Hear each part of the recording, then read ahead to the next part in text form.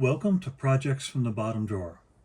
My name is Brian, and you can find us at wearboard.com/projects or at bottomdrawerprojects.com. What I have on the bench tonight are a couple of replacement parts that I've ordered from a vendor. I'm sure you can tell who that vendor is. I'm not going to say their name. If you don't know who that vendor is, well, you do.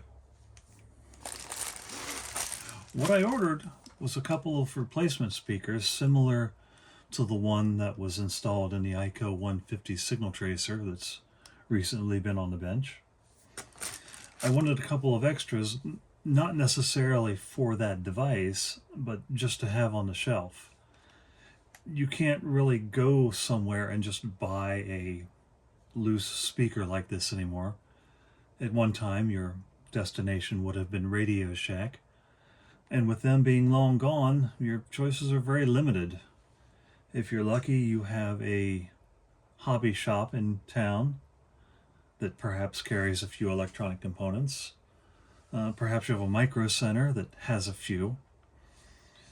But the wide range of sizes that used to be available simply don't really exist anymore. Unfortunately, I've already opened the packages as I tried to do this video earlier today, and my equipment simply refused to cooperate with me. So if you would, simply imagine the package hasn't been opened, and we'll just open it. So inside the first one is speaker. Now, the previous purchase was in what I would consider to be a retail package. It was in I don't know what you would call it, a package that you would hang on a tag on a wall. It was on a cardboard backing inside of a plastic case. It offered a little bit of protection getting it from there to here.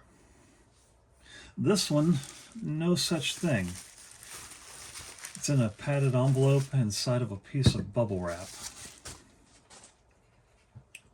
Fortunately, it seems to have survived the trip without any issue. Nothing's bent. The diaphragm doesn't feel like it's rubbing or making any noise. So, incredibly, this device, which typically would be a very fragile device, seems to have survived the trip.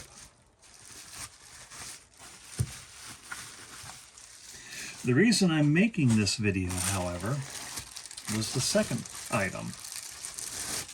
Again, just thrown into a padded bag inside of a padded envelope. This one, however,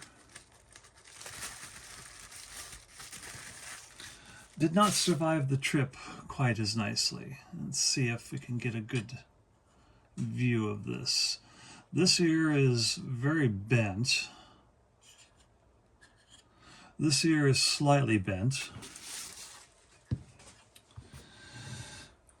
However, I don't feel the diaphragm rubbing. I don't hear any noise coming from it. So chances are the speaker itself is good, and I can probably bend these out if I'm careful without damaging the speaker itself.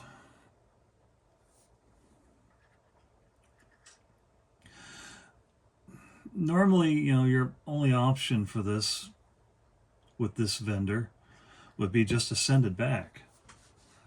But as it's not really worth my time to send back, and if I were to order another one, I may get one that looks the same. I'm not really sure why they just throw them into a bag. I guess they're bulk. Let's try and fix this while we're at it.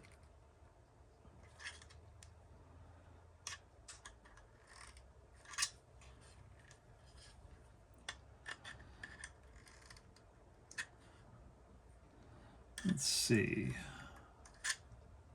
Okay, that looks good. And that looks good. So this device is going to be installed internally somewhere. So even though that one ear is still a little bit messy, you're not going to see it, and no one's going to care. But the point is,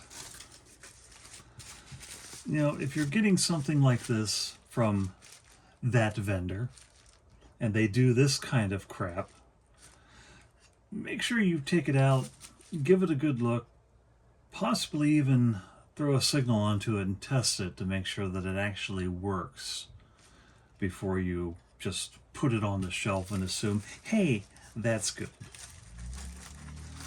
So let's put this back in its bag.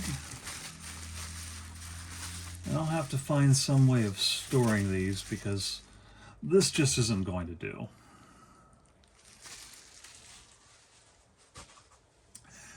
Thank you for joining me tonight. Again, please find us at wearable.com/projects or bottomdrawerprojects.com.